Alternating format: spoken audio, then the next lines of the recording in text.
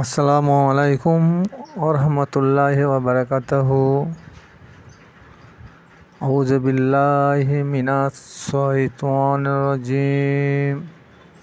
বিসমিল্লাহির রহমানির রহিম। আজকে হুজুরি কাল্প সম্পর্কে একটু আলোচনা করা যাবে। হুজুরি কাল্প কাকে বলে?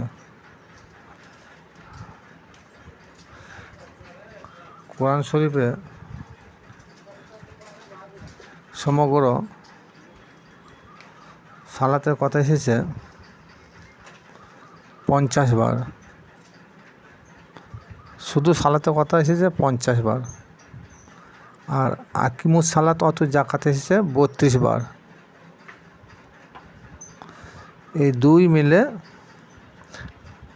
অধিকাংশ লোকে বলে থাকে যে আকিমুস সালাত অত জাকাত 82 বার আল্লাহ পাক বলেছেন। কিন্তু একটু চিন্তা ভাবনা করলেই জিনিসটা বুঝতে পারবেন,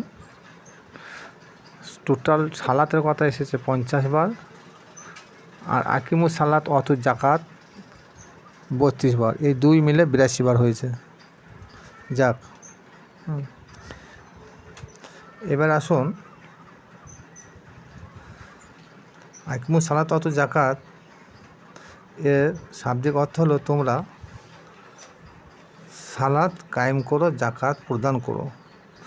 সালাতের শাব্দিক অর্থ হলো যোগাযোগ বা সংযোগ স্থাপন করাকে সালাত বলা হয়।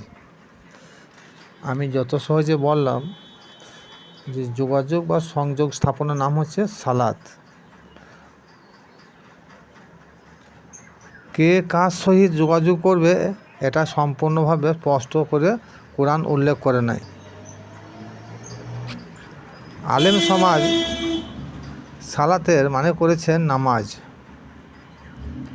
কারণ কি জানেন?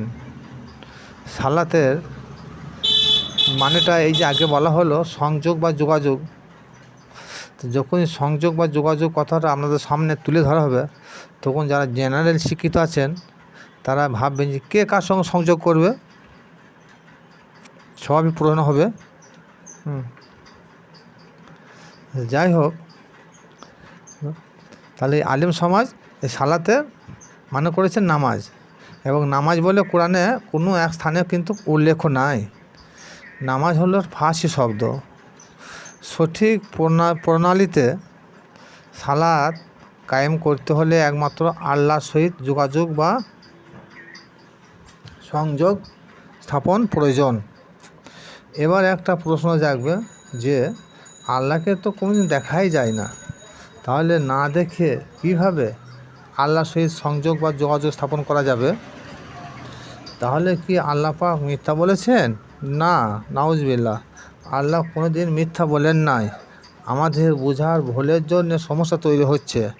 আল্লাহ পাক রব্বুল আলামিন যখন আদমকে সৃষ্টি করলেন, তখন আপন স্রোতে আদমকে সৃষ্টি করেছেন। সুতরাং আদম স্রোত আল্লাহরই স্রোত, এটা কোনো দ্বিমত নয়। এটা অধিকাংশ লোকে কিন্তু জানে না। যারা জানে না তাদের নামাজে মিরাজও হয় না। নামাজে যদি মিরাজ না হয় তাহলে তাদের সালাত কায়েমও হবে না। সালাত কায়েম করতে হলে হুজুরির কাল ব্যতীত নামাজ বা সালাত আদায় করতে হবে। সালাত কায়েম করতে হলে হুজুরির কালবে সালাত বা নামাজ আদায় করতেই হবে। হুজুরির কাল ব্যতীত সালাত আদায় করা যাবে না। হুজুরি কাল কি? হুজুরি শব্দটা হাজির শব্দ থেকে এসেছে।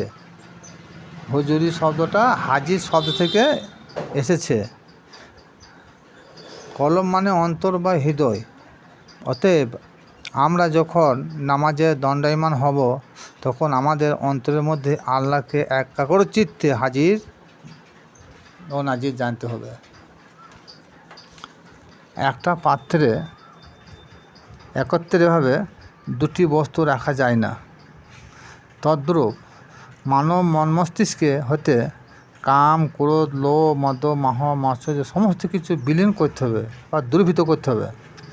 তখন সেই মন মস্তিষ্কে মুর্শিদ রূপে আল্লাহকে হাজির জানিয়া সালাত কায়েম করার নাম হলো হুজুরি কালব।